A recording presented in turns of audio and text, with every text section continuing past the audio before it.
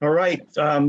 This is, I think, the 6th or 7th in our series of webinars on how to maintain landscapes with reduced risk pesticides and using cultural methods that grow healthier turf and plants rather than having to treat them for problems that shouldn't have been there in the first place. So this week we have John Raffiani, excuse me, I've known several years. He's an expert in irrigation. He does some work with homeowners and condominiums associations, and he's going to talk about how to best use irrigation to grow healthy turf without making mistakes. John, thank you for being on. Greetings, everybody. Nice to have you in attendance tonight. Barry gave me a quick introduction. I'm not going to waste a lot of time on it. I've been around for a long time, 57 years now. And I've been doing this work. I've seen every angle of irrigation, and the current mode of operation, excuse me, here's my biography. Once again, I will not spend any length of time on this for the simple reason we want to move this along. But anyway, the current mode of thinking in irrigation is everything is the smart controller. You know, there's that what I call the everything on my phone crowd, you know, the people that want that notification while they're driving down the highway, you know, that they need more milk or butter in their refrigerator. They're really addicted to holding on to these things and becoming true, excuse me, becoming true what they call neuromancers. They want to be plugged into every little thing. The problem is there is no set it and forget it. There is nothing like that in irrigation. I don't care what you're basing your weather on. Smart controllers, the good ones anyway, have numerous inputs, and you have to actually know what the inputs are before you can devise a program for it or let it devise a program for you. The mainstream manufacturers, for instance, like Hunter, have smart controllers based on HydroWise, which allows you the option of either letting the weather adjust it or putting in a well thought out program and then allowing that program to be adjusted by weather. The problem with most of the stuff is, excuse me, the problem with most of these particular controllers is they rely on something called predictive analytics. And predictive analytics are exactly what your weatherman relies on when he doesn't exactly give you a precise weather outlook. In other words, he's going to tell you it rains. It doesn't rain by you. It rains a mile north. Conversely, he says, we're not going to see any rain. And all of a sudden, a microburst comes along and drowns your property. It happens quite a bit. And the thing is, the smart controller can only do so much because the inputs coming in from the weather data, even though they claim in some cases to be hyperlocal, there's absolutely no such thing as hyperlocal to your property. Now, in particular, these controllers, all of them seem to need a rain sensor, and there's a reason for that. Sometimes you have that microburst, you get a tremendous amount of rain, and if the weather data doesn't pick up the precise location where you are, it's going to allow your system to water when you don't need to. Conversely, you could have the exact opposite, where you have a lot of no rain falling and your system needs to go on, but the hyperlocal picked up rainfall a half a mile away from your property. It's going to shut you down. Not a good idea when you need to be adding to your soil moisture profile in the middle of July, but that's exactly what it would do. I'm not really big on them. I like to use what's called a smart controller that has a weather station on your property. I'm going to show you some of those in a moment. But the other problem is the human component in this is most of the techs in my business, and especially the homeowners that run out to the big box stores and buy these things, the commercial version, the homeowner versions, put them in themselves. They don't have a clue what they're actually doing. You know, for instance, most of the smart controllers, the good ones, ask you what the soil texture is. Most of these homeowners don't have a clue what their soil texture is, and they're not going to go through the steps to find out. So these controllers basically are only as smart as the people that are involved with using them and programming them. What I prefer is an on-site weather station. I like the adjustments to come from the data that actually occurs on your property, and I like it backed up with a historical record, which is important. Historical data is a major factor in programming. In fact, historical data is what determines what's mostly going to happen in an average year. There's also many misconceptions that we deal with. And the worst part is, this is still out there to this day in my business with professionals, that the guys go out on the road and they program spray zones, which put out copious amounts of water. We'll discuss that later. And rotary zones, which don't put out copious amounts of water. And they think that 15 minutes for a spray zone and 30 minutes for a spray zone works. Now, back in my day, when we first started in this in the 60s, the mist sprays put out about 1.25 to 1.5 inches per hour of water. So if you needed to water good watering, like a 1/2 inch, you know, you would water about 15 minutes, 20 minutes, 12 minutes, and so on. Most of the timers did not adjust that finely back then. Now, the rotary zones were much different back then than today. They were brass impact heads, those giant tickers you used to see. Most of them used 4 to 5 gallons per minute. So if you watered them for 30 minutes, you were putting down 1/4 to 1/3 of an inch of water. So basically that kind of worked back in the 60s. That started to dry up with interchangeable nozzles and different style heads in the 70s. The other pet peeve I have is all the lawn care operators that after they put an application down, they tell their clients to water for 20 minutes. That's an absolutely meaningless statement. There's no context to it. What are you watering with 20 minutes? Are you standing there with a hose? Do you have a spray zone running? Do you have a rotor zone running? It's an absolutely meaningless thing that they tell them, yet they continue to do it. I hear it to this day. And then when people look up online, what is the best way to water? They constantly get people telling them, oh, water once a week deeply. Well, you know, that's absolutely wonderful if you have a foot of organic loam topsoil on your property, like they used to put on the old time houses years ago for the doctors and accountants and other people that had money. When they did their landscape, they actually brought real soil in and put a good layer down. Deep roots, you can probably water less often. Today's soils, especially new construction, is anything they churn up around the foundation is spread out. And then the landscaper comes in and does a dusting to a couple of inches of topsoil, and that's it. You know, so we're not talking about anything remotely resembling water deeply once a week as a viable option for a good 3/4 or more of today's properties. And of course, we got the know-it-alls, the neighbor, the brother-in-law, they come over with their opinion. And if you're really stupid, you allow them to play with your controller, because, you know, it's like giving a monkey keys to a car. It's really one of those situations where if you don't know what you're doing, don't touch it. Okay. A lot of people think they know something about irrigation scheduling, and hey, from my experience, most of them are wrong. I've never, except for one case I can think of over the years where somebody actually understood what was involved. I can't think of anybody having that much knowledge of what needs to be done.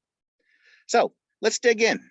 Let's not guess at what we have to do. Let's actually use science to figure out how and why we are doing what we're doing.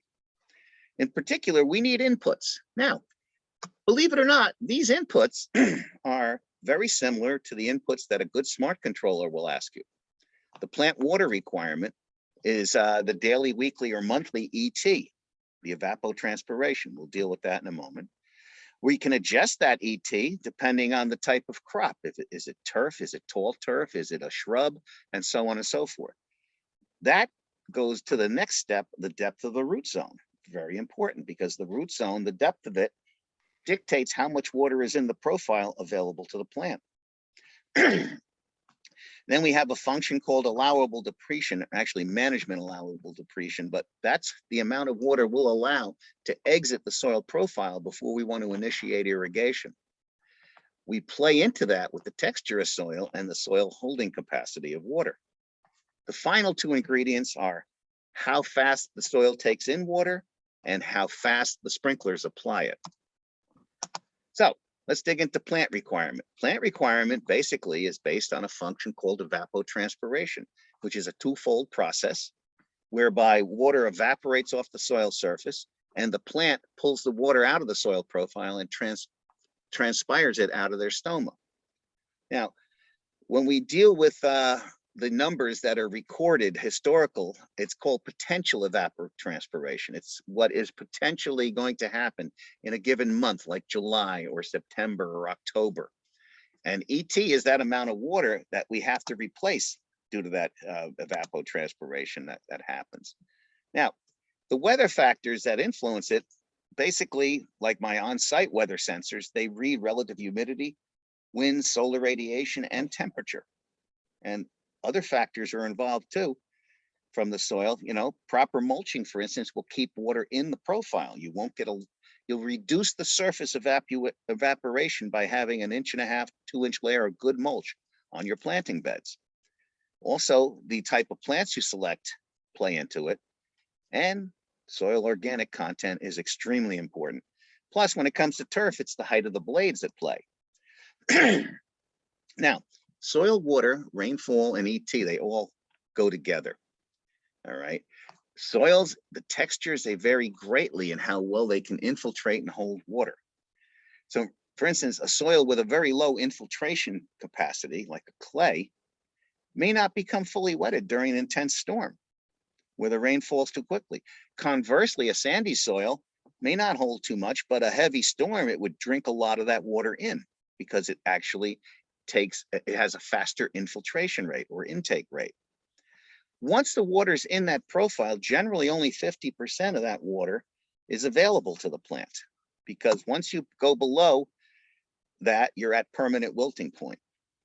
Generally speaking, when we're talking about allowable depletion, we're going to talk about that further, but we don't want to go even use that 50%. We're only looking at 25% of that. I mean, half of that, 25% of the total water in the profile. Now, in the summer months, obviously, if you have a rainfall deficit, you're going to have to supplement with irrigation.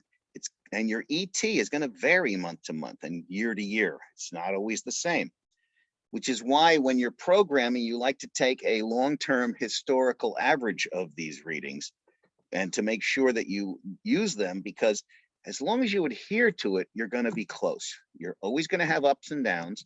We are having those ups and downs in New Jersey for years now. We've been having up and down summers where you have cool weather on the weekends at times, and then all of a sudden by Wednesday it's 96 degrees. And it's been going on all winter here. We had 2 days in the 60s and 70s just a couple of days ago, and now today was in the 30s and snowing. So it's been up and down like that. ET data is going to be modified over time, but you can still use what's available. Most of it represents a 10-year average. Cornell did an extensive study, many areas in the Northeast, and I chose 3 of them in this example here: New York, Newark, New Jersey, and Atlantic City, New Jersey. They all have varying types of ET. New York and Newark are very similar. There's an urban heat effect, but there's also not a lot of turf and other things to worry about in Newark. Atlantic City is more spread out, the suburbs of Atlantic City. Plus, it's more sandy down there, so you have drainage that happens. So we're going to deal mostly with June in the examples coming up, and we might even, if we have time, go into September for a couple of things. Now, what happens is, if we take our ET for June, which was 4.06, that is the ET that's considered for full cover actively growing turf grass. If we divide that by the 30 days, this is only the beginning of the math, folks, there's a lot more coming up, we get a daily ET of approximately 0.14. That is the amount of water you can expect to leave the soil profile every day in June. It needs to be replaced. Now, it does not need to be replaced daily. That's a function of the root depth. We're going to go into that also. Also, there's a crop coefficient that we're going to apply to that, and that's going to modify the ET and reduce and or increase. In this course, examples, we're talking about reducing, but in some examples, especially for new plantings, I use an increase. So your plant water requirement will increase when you're dealing with new plantings. All right. Now, this process of coming to a crop coefficient yields has to do with species, density, and microclimate factors. These are the basic tables involved. Like, for instance, let's do a quick example. Say you have a water-loving shrub, you have an azalea or a rhododendron, okay? Well, that gets a high number, so 0.7. Now, if you space them at a medium distance apart, like an average spacing, you have your average factor, which is 1.0. However, if you're a real fool, you put these shrubs in direct sun. Believe it or not, some people do that. They don't really like full day sun, though the older varieties have done well over the years. Problem is, everything's a hybrid today. Azaleas and rhodies generally don't mind sun, but they don't want all day sun. All right, but let's say that you did it anyway. So you have a microclimate factor, direct sun in this case. Shade is another one. You know, that would make it low, but in this case, it's 1.3. When you multiply these out, we come to a factor called a crop coefficient for your water-loving shrub of 0.91.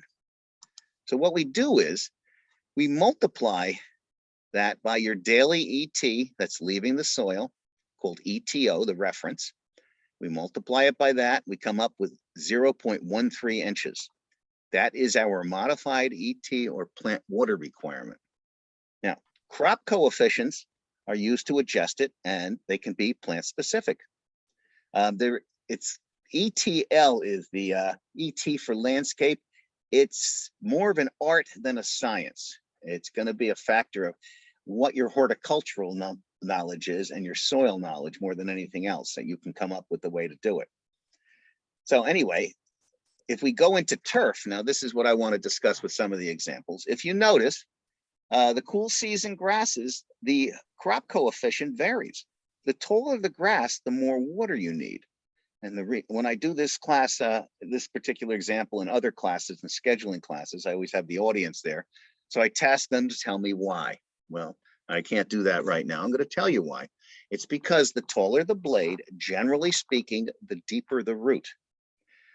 In particular, I want to deal with the example in this case of a cool season turf grass that is 3 inches tall. And at 3 inches, we actually can modify that daily ET of 0.14 down a little bit. When we do that, we multiply it by 0.95, that particular turf's crop coefficient, and we come up with 0.133 inches per day. And we just, once again, it's a reference that we allow us to actually apply slightly less water because we know there's deeper roots still drinking down below. We don't have to keep the whole profile saturated. Mowing height is directly related to this, and also directly related to root growth and depth. Now, I want to just touch base for a moment on water storage and drainage. There's several terms you need to know. Saturation is where the soil cannot hold any more water. All the pores are completely filled. After 24 hours or so, you come to field capacity. All right, that's where our calculations start. If you allow it to go to permanent wilting point, that's the part where you're in a lot of trouble. We're not going to let that happen because luckily we have an irrigation system to help us out. Now, we're going to do an example, a turf example with clay loam. Now, if you notice with clay loam, we have total water in inches per foot. How much clay loam can hold its saturation? All right, actually, this is at field capacity. I'm sorry, not a saturation. It can actually hold 3.8 inches to a foot of soil. Out of that, only about 2 inches are available for the plant. Now, if you notice, I discussed earlier, infiltration rates, in particular, how fast a soil texture allows water to percolate into it.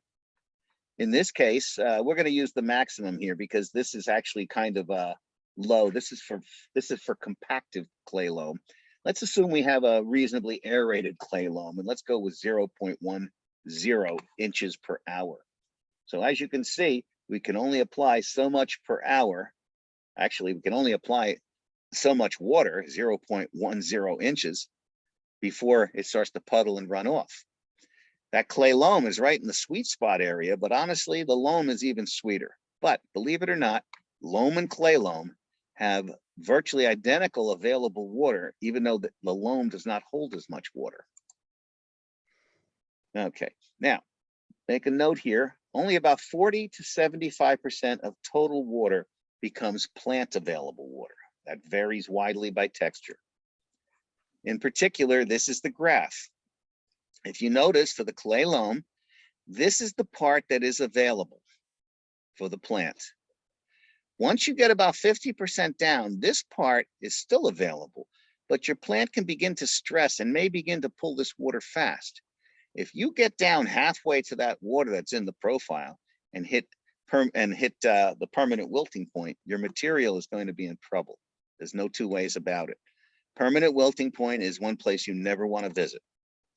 So let's try a program for that 3-inch turf grass. Let's see what we got to do with the numbers. First up, we calculated the available water in the clay loam. We divide 2 inches per foot by 12 inches, which gives us approximately 0.17 inches per inch. Okay, now, next we're using the 3-inch turf grass in the crop coefficient table, which has, we're going to assume 3-inch roots. In clay loam, that's borderline, but if it's healthy, it should actually be there. So we have to determine how much water's in that root zone. It's a simple function. If we have 0.17 inches per inch, we multiply 3 inches by the 0.17, and that tells us how much water is available to the plant in the turf. Now, our managed allowable depletion or allowable depletion, we don't want to let much more than 50% of that water be used before we decide to irrigate, which gives us 0.26 inches. So if we have a crop coefficient of 0.95, we end up having to replace just slightly less than the original 0.26. So once we lose 0.25 inches of water, that is our plant water requirement. That's what's going to need to trigger an irrigation event. Next, okay, we figured that out. 0.25 inches need to be replaced. Now, if you have a daily ET of 0.14, that, by the way, does not modify with a crop coefficient. That is still the amount of water that's going to leave the profile on a daily basis. So if you have 2 days, you have 0.28 inches. Now we need to start a cycle when 0.25 inches is consumed. So it kind of tells us right here that once every 3rd day should be a reasonably decent schedule for this. Now remember, we're assuming throughout this, we're assuming no rain. If we have good sensors and or weather stations on site, things will be modified even further than what we're programming. But the program is paramount to what you're trying to accomplish here, not just to save water, but also to provide the right amount of water and not over water or underwater for that matter. Now, so if we're lucky in the clay loam, we might have slightly more than 3 inches, which would be great. You have, once again, this plays back to a lot of our organic talk of previous webinars, where if you have a good organic base in that clay loam, you will do probably slightly deeper than 3-inch roots. All right. However, if stress is noted on that 3rd day due to more shallow roots, because that's a possibility, that 3-inch turf could have 2.5-inch roots. It could have 2-inch roots. You just don't know precisely until you take a soil profile and examine it and measure it. If you do start to notice stress on the 3rd day, then you're going to actually have to go to a 3-day per week schedule. That's our next choice. The next bit of information we need to figure out this schedule is precipitation rates. We already know the intake rates. We already know the plant water requirement. So the formula for precipitation rates is actually very simple. It's a factor of 96.3. This converts gallons per minute to inches per hour, and we divide that by the area. Now, typically in the upper picture, the mist sprays, we're talking about 1.5 to 2.3 inches per hour, very fast application rate. With a single stream rotor, residential in particular, you're not going to see much more than 0.25 to 1 inch per hour. And usually you're going to see about 0.3 or 0.4. And the ubiquitous multi-stream rotors, depending on manufacturer, they're between 0.4 and 0.7 inches per hour. So let's do a quick program here. We're going to do a turf program that has a precipitation rate of 0.4 inches per hour. We already calculated it, and or whatever from a chart. You know, there's manufacturers have various charts where you can come up with these if you lay the system out correctly. So from our prior calculation, we know that we have to replace the 0.25 inches. So this is the formula for runtime. How long does that zone have to run to replace that 1/4 inch of water? Basically, it's plant water requirement, the 0.25, divided by the precipitation rate of 0.4, multiplied by 60. We need 38 minutes to put down 1/4 of an inch of water. All right. Now, we have a problem. If that clay loam is only able to handle 0.1 inches per hour, how do we avoid puddling and runoff? We're going to have an issue if we try to put down 38 minutes of water. So we have to hop into another formula called cycle runtime, where we take that infiltration rate of 0.1 and divide it by the precipitation rate of 0.4 and multiply by 60. And this tells us that we can't run that zone for more than 15 minutes before the soil starts to say, uncle. It's just not going to be accepting that water all that fast. So if your cycle runtime calls for 38 minutes, what's the next choice when we're limited to 15? Now, we take another formula for number of cycles. Right? Time to replenish the soil water, which is 38 minutes. The maximum runtime to runoff, 15, we divide it. We come up with approximately 2.5. So we round it up to 3 cycles. What we do is very simple. We take our 38 minutes, we divide it by 3 for number of cycles. We come up with approximately 13 minutes each. All right, so every 3rd day, we're going to run a 3 cycle and soak irrigation event that will take place to replenish at least 0.25 inches of water back into that soil. Now, those cycles are 13 minutes. We want to give it a little time to percolate, and this is a very simple way to do this. If you noticed, in the dead heat of summer, when those people that don't irrigate their lawns have brown turf, and you get a thunderstorm rolling through that dumps an inch of water in an hour and then rumbles on by. Some of the areas may perk up, especially the lower areas holding that water. But if you notice, take that same inch of water and spread it out into a drizzly 3-day event, and the lawns perk up and look gorgeous. So what we're going to do is the same thing. We're going to start our system of 13-minute cycles at least 2 hours apart. Plenty of time for the water to percolate into the soil. Also, water has cohesion. In other words, once that water starts to enter the profile, when you put the next application down, it's going to find its source and cohesively attach and continue to pull down into that soil profile. So we do 3 start times, both 2 hours apart, and we apply our program. Now, the times and the watering event would be the same if we started using 3 days a week, if the plant stress was observed with every 3rd day schedule. Usually, if you see 3-inch turf stressing after 2 days in this situation with this type of ET, it indicates either a hotter day, a sunnier day, or a less humid day.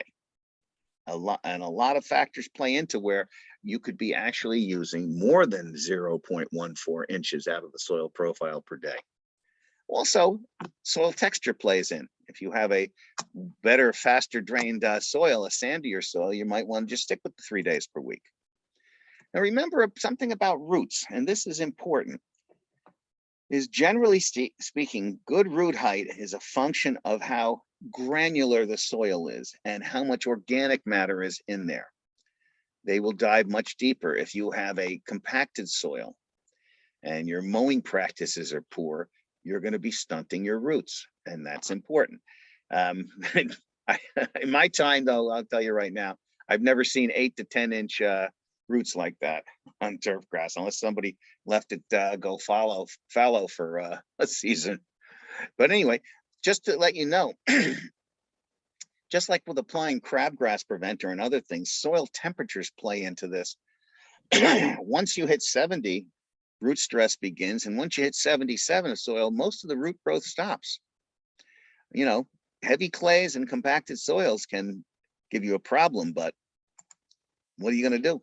You know, sometimes you can't address that unless you go into an extensive program to correct your soil. So it helps also. You see, people don't realize if you allow the roots to go deep and the turf is healthy, it mitigates a lot of the urban heat effect. Mowing practices, as I mentioned, is the single most preventable turf abuse you can do. You can keep a tape measure around.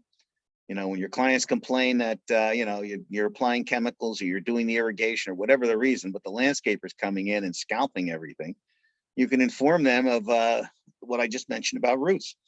Make them task their landscaper to raise their decks, because these guys just don't want to listen. And, you know, sometimes they raise it once or twice, and then a week or two later, they're right back to their particular ne'er-do-well activities. So let's do one more. Let's do a weekly basis ET for an established shrub bed. Now, from our prior crop coefficient, if you remember, we calculated a crop coefficient of 0.91. We're going to go to September, much cooler. Excuse me. Been working in a lot of dusty environments last week.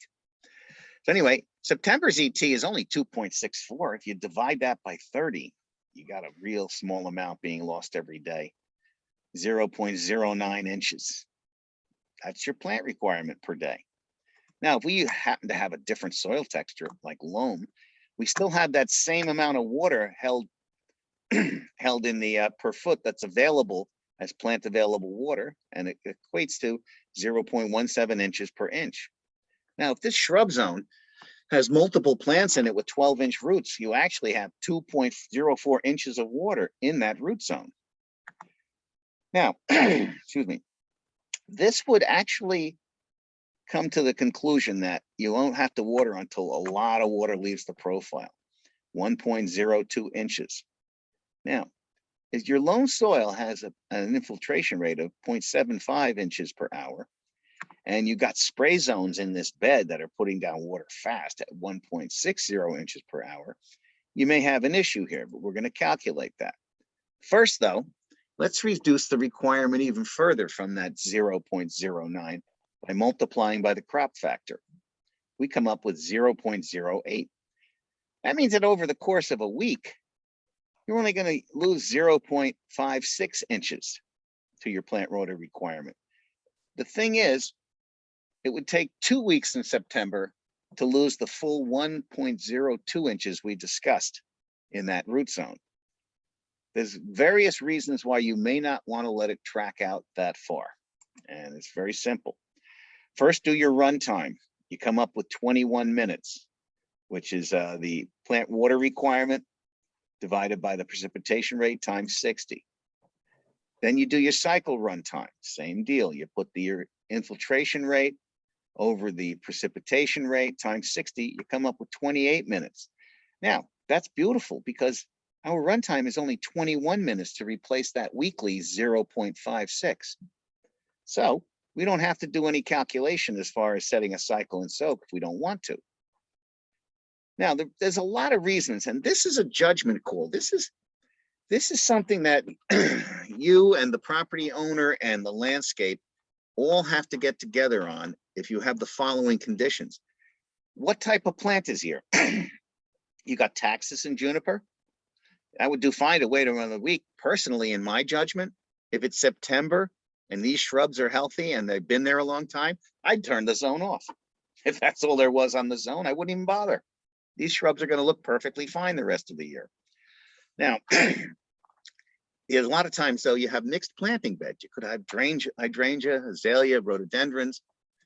And we did note in our calculation water-loving shrubs, then it would be prudent to irrigate sooner rather than later. Another situation is the owner may have annual or seasonal flowers that are established but need more frequent irrigation due to the shallow root zone. So what do? Well, I'm going to say err on the side of caution. As a general rule, replace the 0.56, which amounts to 25% of the amount of water that is available in that 12-inch root zone. You have a mixed bed. The reason behind it is not every plant has a 12-inch root zone.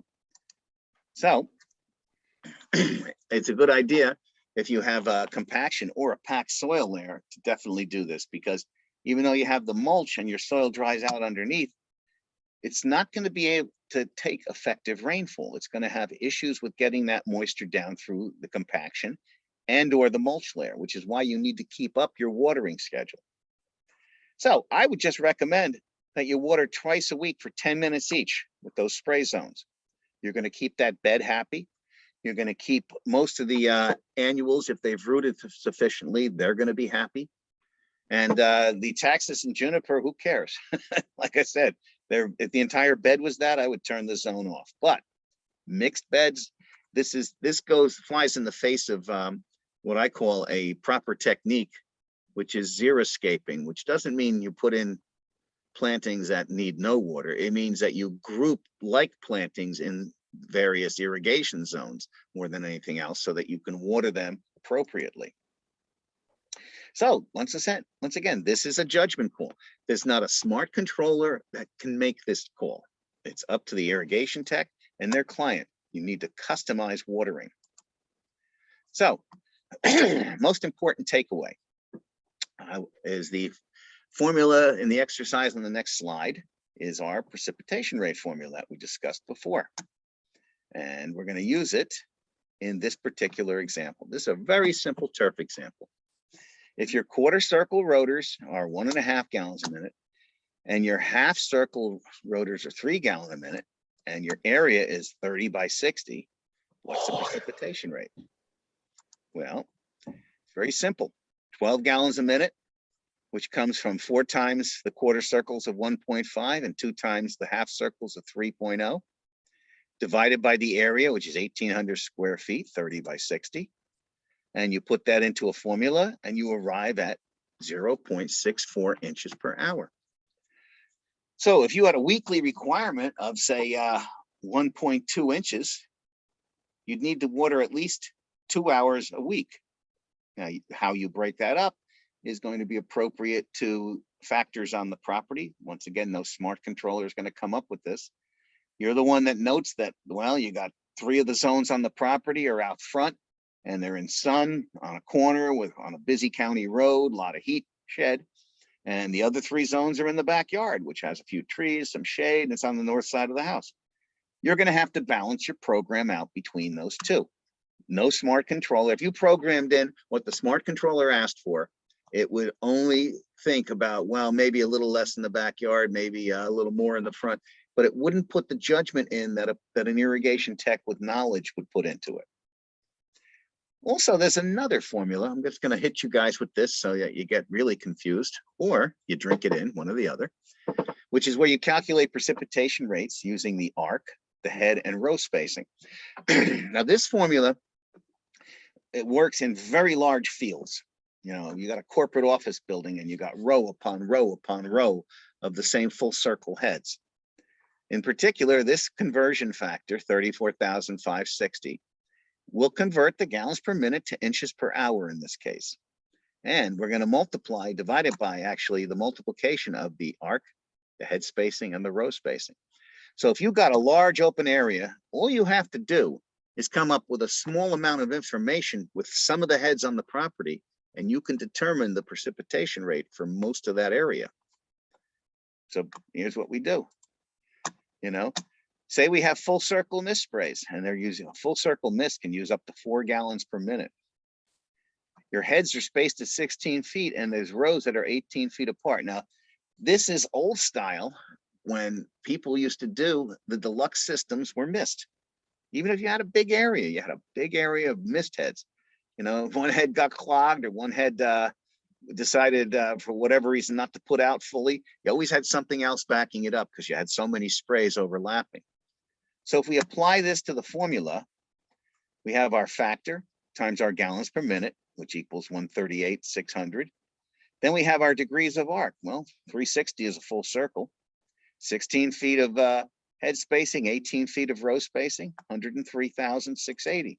We divide it, and if you notice, this system is putting down 1.34 inches per hour. Now, if you only calculated this based on a section of heads, that was much smaller than the overall area, but the layout was essentially the same. You pretty much have ballparked how much water is going down per hour on that system. Here's another one to get you going. This is called the Dripline gross application rate using GPM and row spacing. Now, everybody thinks that drip irrigation puts down water really slow. Actually, it does. There are emitters that put water down slow, and if you don't put them into a certain grid, you're not actually watering very fast at all. Also, they have an efficiency of near 95%, which is also very interesting. But to find out how much the gross application rate is, which is a euphemism for a precipitation rate, we have our conversion factor, which in this case is 0.963, times the flow rate in GPM per 100 feet of tubing. Okay, and we divide that by the tubing spacing in feet. So take this as an example. Say you have 100 feet of 0.4 gallon per hour emitters. Remember, these are gallons per hour. And they're spaced every 12 inches on the pipe, and you have rows 18 inches apart. Well, to come up with what your gallons per minute are, you have to divide that 0.4 gallons per hour by 60. And it's going to yield a very small gallons per minute, 0.0067. Then you multiply that by 100, because there's 100 emitters on that 100-foot line, and you come up with 0.67 gallons per minute. So you put that into the formula, and you multiply it out and then divide it by the row spacing, which is 18 inches. You have to put it into feet, 1.5 feet. And you find out that that drip line's actually putting water down at the rate of 0.43. This is important to calculate, because when you're watering with drip, you need to know approximately what's going on, because everybody has a really bad habit of overwatering with drip line, believe it or not. They think because it's coming out slow, they have to water it for many hours, many times a week. It's not true. If you program it correctly and understand what you're doing, you will not come up with that distinction. So anyway, that concludes my presentation. Any questions are welcome. And I'm going to let you look at some greenery while we're sitting here. So anybody have any questions?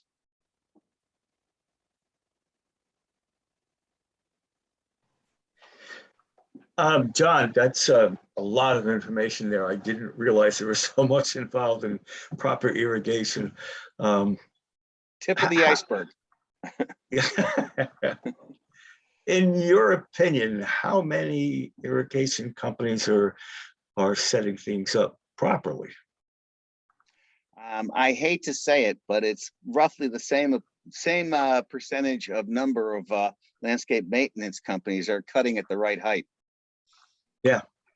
You know, it's kind of a hand-in-hand thing. It all harkens back to two things in our industry, as well as anybody else's, is qualified people and training, ongoing training. You know, a lot of people they want to put a body in a truck and send them out, and it's not really the way to go. Since the people working there, the employees, are not required to take continuing education like the licensed people are. That's the problem, which is why I'm a real proponent of the bill that's winding its way through New Jersey right now to license the landscape contractors, because they're going to require continuing education. Yeah. There's going to be a two-tiered setup with that. There's going to be, let's see, first tier is going to be the landscape management license, which is for the guys that cut lawns, aerate, overseed, and so on, and put mulch down. And then if you want to go to the next stage, which is going to be planting and designing and all that whatnot, and hardscaping, you have to get the landscape specialist license, which allows you to do the management license, all the maintaining, plus all the extras that go with the industry. And I met with a lot of comments when I was at 2 of the shows this year. You know, most of the guys hadn't heard a thing, because you know what, nobody actually pays attention to anything. And then they all get very upset and somewhat militant because they're blindsided by it. instead of like, realizing that it's a process where you have to learn. Most of the take back I heard was along the lines of, oh, it's a cash grab by the state. So me being somebody who likes to do math, I said, oh, really? New Jersey's grabbing all that cash from you guys. I said, let's figure that out for a second. The license is going to cost approximately $300 a year, for 2 years. I'm sorry, for 2 years. There's an estimated 10,000 landscapers, including the single guys in a pickup truck going around a mower. There's an estimated 10,000 landscapers in New Jersey. So every year, if you multiply 10,000 by 150, you wind up with $1.5 million. So I asked one guy when I was doing the math for him, I said, tell me, what do you think the state's going to do with that $1.5 million when you're facing a $42 billion state budget? And he just looked at me and I said, yeah, exactly. He said, first of all, the $1.5 million is going to go to administering the program, the people involved with it and everything else. But that's the story. So anybody else have a question, or are we all set so I can go cook dinner? What are you making? I am making a halibut and roasted carrots. And what else do I want? I'm probably going to throw a salad together. Good idea. Yeah. So you were surprised at all the math involved, huh? Oh, you warned us ahead of time. Yes, a lot of math. Hey, while I got you here, let me do this. All right, let me go. Okay, I escaped there. Let me go to, oh, there's something in the chat box. Hello and welcome. Oh, no, okay. That's just Rachel. Yeah, literally, there are no questions. That's my welcome to everyone that we started with. So okay. Yeah, there's not anything in there. Do you want to see a quick synopsis of that drainage thing I have? Yeah. Can you spell it out for people to what they're going to be looking at? I can show you some quick stuff I can do a new share. Let's see. I didn't. Okay, hold on. But while he's doing that, Rachel, why don't you give a little background on that situation? Oh, on the what is it? The Belgium drainage system that you saw? Is that what we're going to be looking at? No, we're going to be looking at a turf subsurface drainage system. Let me stop this share. What I need to do is put up, let's get to here. Let me get my file up. It's down further. I've written a boatload of courses on God knows how many subjects. Let's see, I have to find it. It's in here somewhere.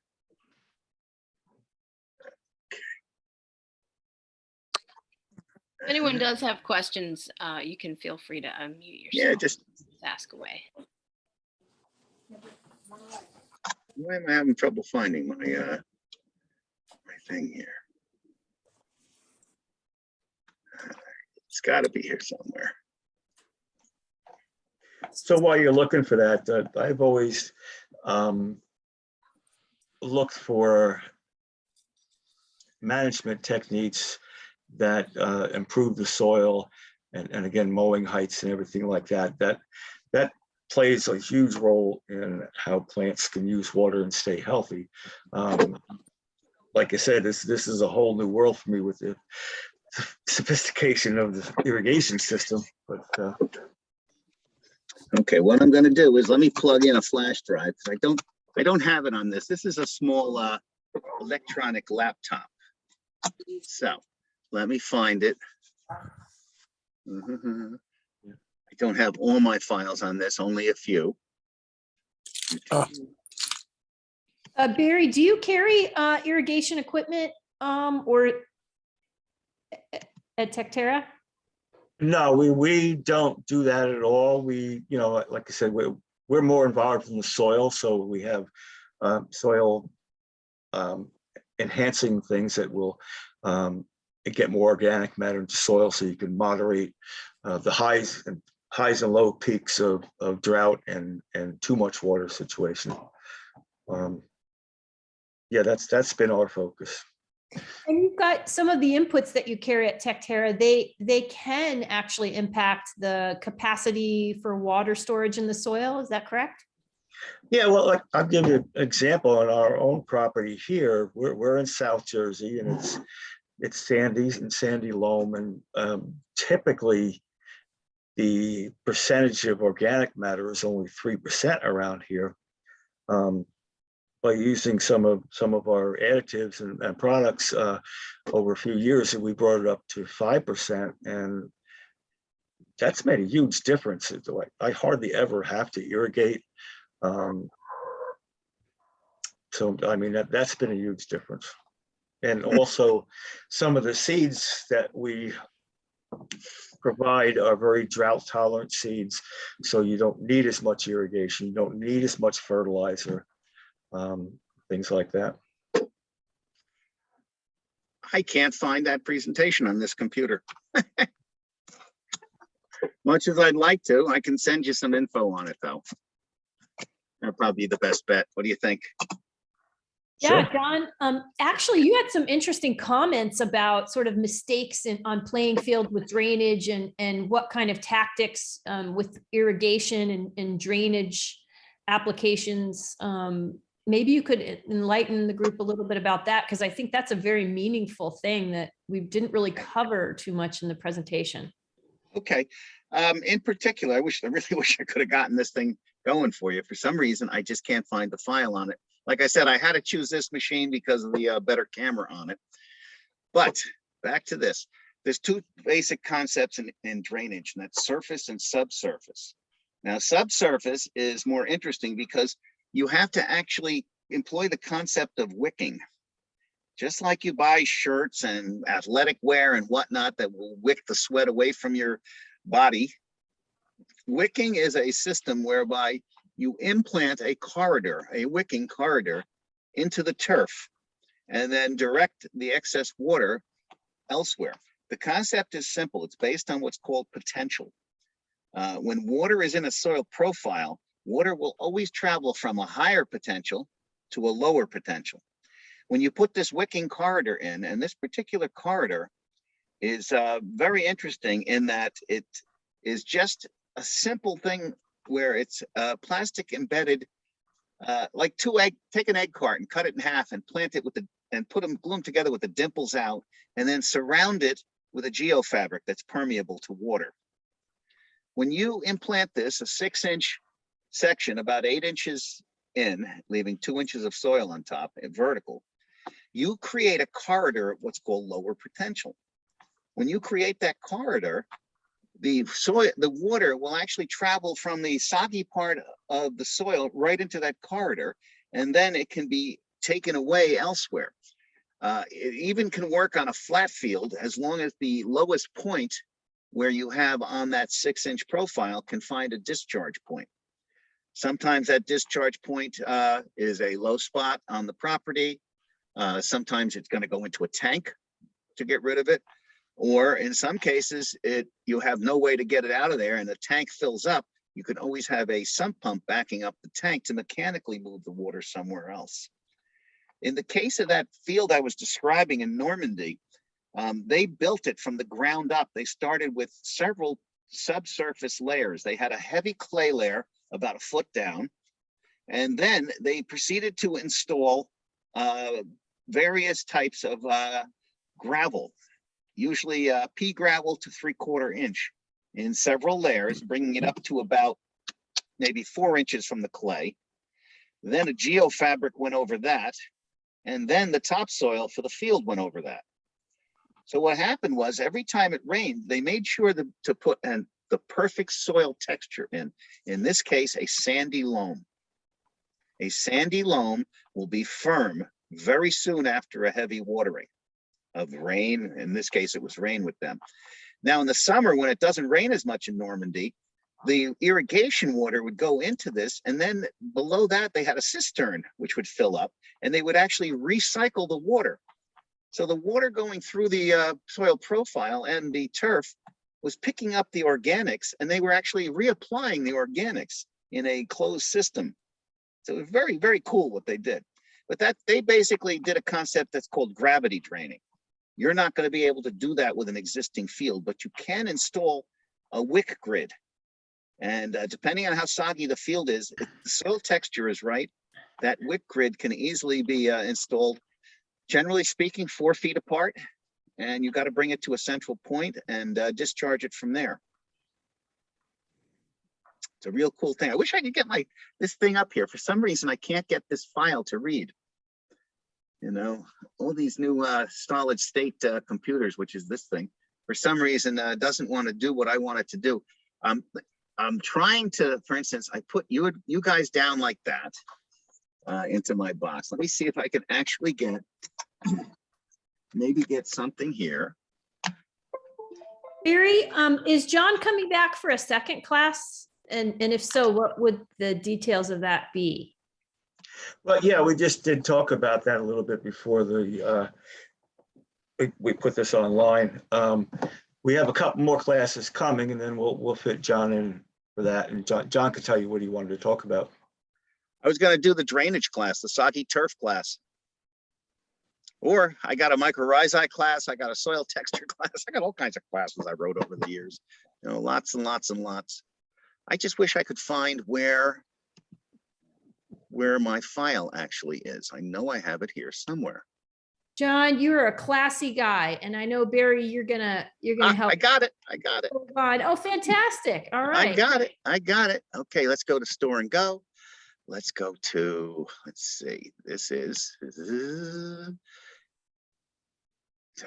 there we go. Reducing soggy turf, bang. Okay. Yeah, why do I want to cancel opening this document? I've never liked PCs, by the way. I'm a Mac person. But for PowerPoint, I do PCs. Okay. All right, now what I need to do is I'm going to need to share this with you.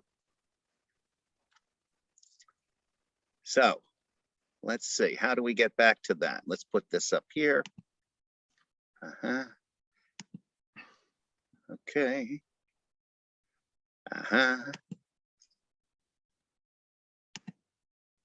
Okay, here we are. I'm over here. Share screen. Okay. Nope, you got to enable me to share screen. Who wants to do that? Diana? She's still there? Yep, I'm you're here. enabled now. I You're just made you the host. I'm the host. Okay. Okay, let's see. Here Sorry, we I go. was looking and I was muted. Okay, let's go to slideshow from beginning. Okay, and let me get rid of this toolbar here because it's floating in my face. Okay, this is the course right here. Reducing soggy turf with 3 drainage solutions. One of them applies to, well, actually, they're all involved. I'll just run it by you real quick. Once again, it's an hour course. Okay, let me pull. Yeah, we will schedule that for later on. Let me pull this, I'll put this in. I am not the most tech savvy person, you know? Okay, drainage defined, blah, blah. Everybody's seen this before, right? When you see that, you know immediately these grates are useless. Granted, you have a typhoon come through the area, they're helpful, but not as a general rule. So I mentioned potential and water movement in soil. I go through a lot more detail when I discuss this with people. Type of soil, good and poor soil conditions. I go, once again, everything goes back to that soil triangle when we deal with this. And how water moves through layers. Believe it or not, water movement is like this. You've got a loam layer and a clay layer. It's going to go this way. It's going to take forever to permeate through that clay underneath. That results in soggy turf. If you notice it's happening here, this is interesting. Do you know that in a loam layer, the water will spread first and will permeate until it spreads enough. It doesn't go into the sand right away. That's counterintuitive. You think it would immediately drain into sand fast, and yet it doesn't. All right, so I go through that. I go through soil profiles, layers, how to read it, what to do. And then I get into how to determine your own soil profile, your own soil texture. But let's get into the meat of the matter. Make a diagram, go through that. I first talk about passive grading with swales and way to channel water. All right, and of course I end up with riprap, which is how to stop erosion. This is one ugly way to stop erosion. You could do this a lot nicer with a beautiful bed of river rock, but hey, we won't get into aesthetics. This is the chronic problem in this particular HOA, where the turf in the back of the buildings is soggy. It never dries out. The problem is there's a 6-inch layer of sandy loam put over a layer of red clay. And somebody tried to put some gravel down to direct it, didn't help. And if you notice over here from the aerial view, you can actually see the wet strip in the middle going all the way down, but it's also wet on the sides.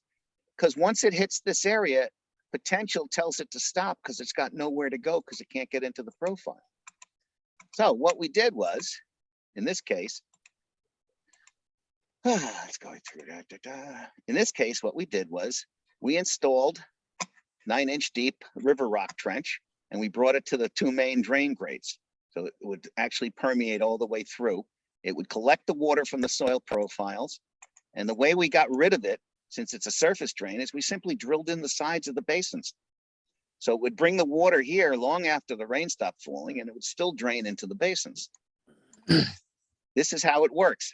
Everything, the soil profile, this is higher potential, and it goes to the lower potential, which is the 9-inch deep river rock trench, and then it conveys it to the pit. It's all passive. It's not anything to do with it. Now, of course, you cannot put river rock across a sports field. I don't know. I don't think you can even find anybody to insure that game. But the result in this case was, alleviate that problem. Now, here's another thing. Okay, let's get right through this. Come on. Now, this is interesting. This is just straight up turf. What do you do with it? All right, it's mostly flat area, very little pitch. This particular part of this HOA never drained. As you can see, it's all mud under there, little wisps of grass. I dealt with that same potential and I installed this product. This is what a wick drain looks like. It's a geofabric membrane surrounding a channel that allows water to go from the higher potential to the lower potential in the wick. It's really easy to install. It comes in 6-inch, 12-inch, 18-inch sizes. I deal mostly with 6-inch because I don't need to drain anything better than that. And you can actually marry it together. It's very simple. You use a special tape or any decent siding tape that they use to surround windows when they're putting new windows in. You can use that to join them up. And you bring them together. This is a discharge point over here. If you're lucky, you find a drain pipe that goes to a detention pond, and you tie it in that way. And it's very simple. You put it in vertically. It's 6 inches. You want to have about 2 inches of soil and turf cover. And it's very straightforward. You lay it out in grids. Now, here's some of the grid patterns. You don't have to put it everywhere. Say you have a property with varying wet areas. You can actually put sections of wick drain in, marry it to a 3 or 4 inch collection pipe and discharge it. In this case over here, you got all kinds of different patterns. The distance between these ribs actually plays into how many different ways you would want to do it, depending on how soggy that profile is. The minimum you do is 3 foot, and the maximum, depending on the soil, you can go 7, 8, 9. Most of the areas I do, I space at 4. And this. So John, yeah, John, we're at the 1 hour point, and I think this is a great tease to people to come back when we have you go into more detail on this. Okay, you're going to have to watch the video though. Okay. This is that area after we finished it. What you're seeing there is after a 2-inch rainfall, we found a discharge point where the Belgian block deliberately had the pointing left out. To the left is a storm drain, municipal storm drain, taking the water away. That is water that's in the soil profile coming out, and it covers that area going all the way back to that building. There's almost 450 feet of wick drain installed. That will be perfectly dry in no time, literally a day. And this is the following year. Look at how that turf stiffened up over there. Filled in really nice. The trees are ready to come down because the area is so soggy for so many years. But that's the story. Okay. If you want to push this, definitely do so, and we'll pick a date and time for it. Yeah, I'll talk to you later about that. So again, John, thank you very much. The information is just amazing. Next week, next Wednesday, our guest speaker is Bill Skerritt. He's the founder of ICT Organics, which is one of our suppliers. Their product line is all EPA exempt pesticides made from botanicals, and we use them a lot for mosquito control, grub control, fungus problems. In many states, you don't even need a license to apply them professionally, but we provide the training for that too. Anyway, so that's our story for next week. And John, we will, again, thanks for a great presentation, and we will have you back. Quick question before you go. That product that he's going to be presenting on, the products rather, does Jersey require a license for them? No. Oh, okay. Well, that's good news. Also, Yep. get back to me on those purchases I'm looking for, and tell Mike to reach out. Yep, I will do that. Thank you. Have a good night, everybody. All right. Thank Thanks, you, John. everybody. Thanks, Good Barry. night. Right, John, you just hit end and that'll end the meeting. Yep. Thanks so much.